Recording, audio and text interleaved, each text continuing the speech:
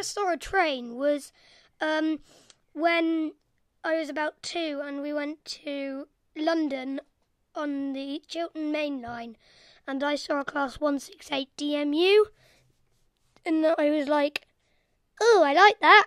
And then, because it was like a monster of a vehicle, and I really liked it. So then I went on seeing lots of more trains till I started like loving them and learning which classes to know and what railways to go to that are near, and started going to events.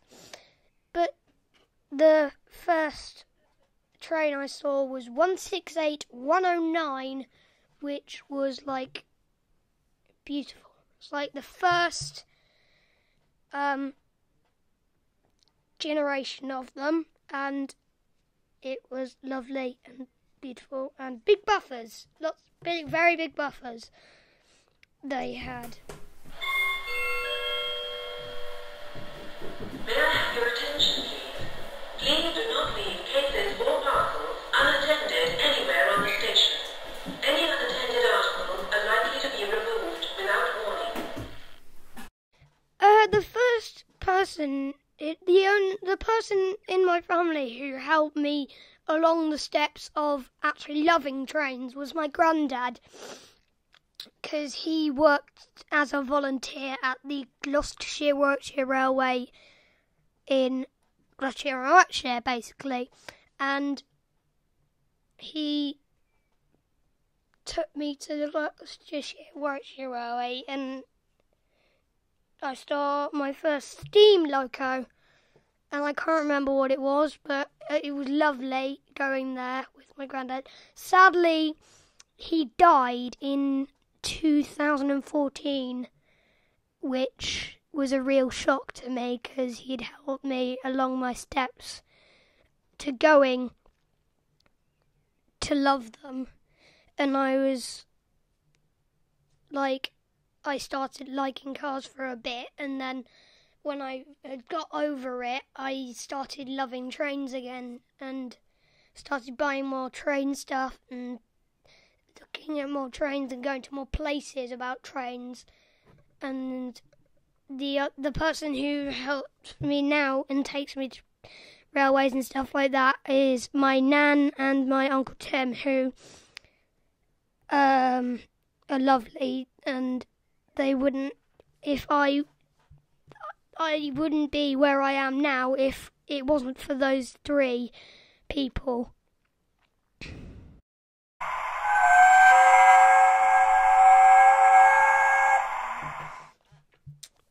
I love trains because they were in the 1800s, 1810s, were revolutionary. They were the first thing that could give them fast travel, give people fast travel before anything else, except for the horse and carriage and the steam car. And I love them because they're like beautiful in every single way, and the noises they make are phenomenal. But sometimes they do smell horrid, but only like garbage trains. My granddad loved, basically everything about trains, because when he was a little boy, he used to spot steam trains, and he loved that until he died, which was a really nice thing and really helped me into loving trains.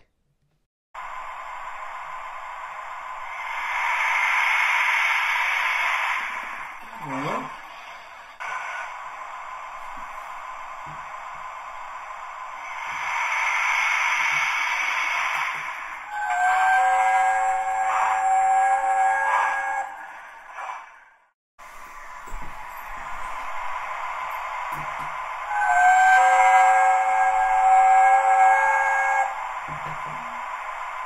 After my granddad died in 2014, I got his old model railway stuff, which included a few locomotives.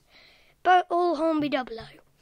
There was a Bullied Pacific rebuilt, a N2 and 2 Class 08 shunters. My favourite livery for a loco or a train ever is the load haul livery that the diesels got in 70s, 80s and 90s, which was orange and black with load haul in orange and black, well, black and orange, because in the orange it was black and then in the black it was orange, which was really nice. So that's cool, and it's a really lovely colour. If you want to, you can look it up on Google Images. So yeah. The comparison from model railways to standard gauge and broad gauge and narrow gauge railways is phenomenal, because on models you have sometimes so much detail that it's like you can't believe it, and sometimes for like such a low price it's phenomenal. And I think the comparison is nearly like complete, except they're not like massive like full scale trains, and like it's really nice to have models and to have all these privileges. I think that when I get older, as a volunteer, I'm really excited about driving and / cleaning the trains, because apparently that's a really fun job, and I think my passion for trains will go on until I'm an old 99-year-old, if I get that far.